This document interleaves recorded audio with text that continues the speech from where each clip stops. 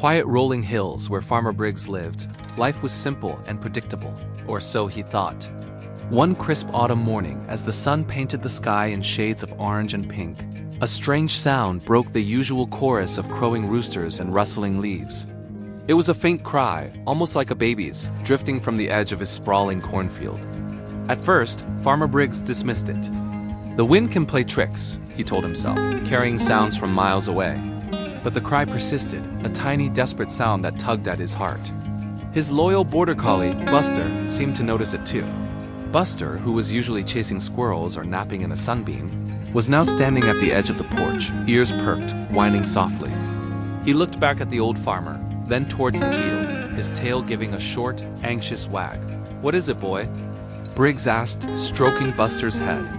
The dog nudged his hand and then trotted purposefully towards the corn stalks, glancing back as if to say, "Follow me." Curiosity getting the better of him, Briggs grabbed his walking stick and followed his faithful companion. The corn stood tall and dense, creating a maze of green and gold. The cries grew louder, more distinct now. It was definitely a baby. Farmer Briggs's heart began to pound. What in the world was a baby doing out here? He quickened his pace, his old boots crunching on the dry soil. Buster was now weaving through the stalks with urgency, his barks echoing through the field. He was leading Briggs deeper and deeper into the corn, far from the familiar path. The farmer's mind raced with terrible possibilities. Had someone abandoned a child?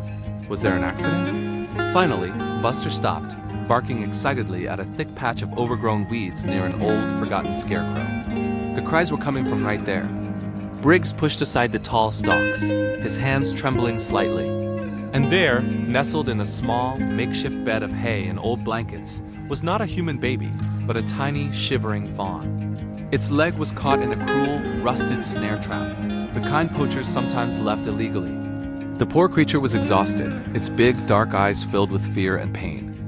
It let out another weak cry, looking directly at the old farmer.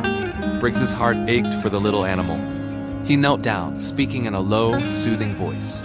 "Easy there, little one. We're here to help." Buster, sensing the situation, stopped barking and sat quietly, watching his master with intelligent eyes. Carefully, Farmer Briggs examined the trap. It was old but sturdy. He knew he had to be gentle to avoid hurting the fawn further. He worked with slow, deliberate movements, his weathered hands expertly manipulating the rusty metal. The fawn flinched but didn't struggle, as if it understood they were trying to help. After a few tense minutes, a final click echoed in the quiet field. The snare sprang open. The fawn's leg was free.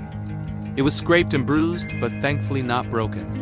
Briggs gently cleaned the wound with a cloth from his pocket and a bit of water from his canteen. The little deer lay still for a moment, catching its breath. Then, slowly, it wobbled to its feet. It looked at Briggs, then at Buster, with an expression that seemed like gratitude. It took a hesitant step, then another, before bounding away into the safety of the deeper woods.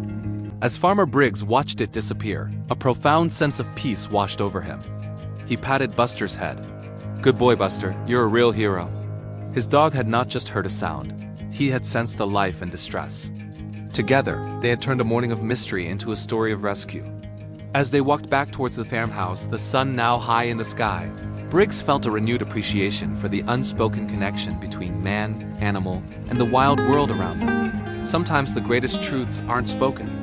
They're shown to you by a loyal friend with a good heart. Thanks for watching, and don't forget to follow for more incredible stories.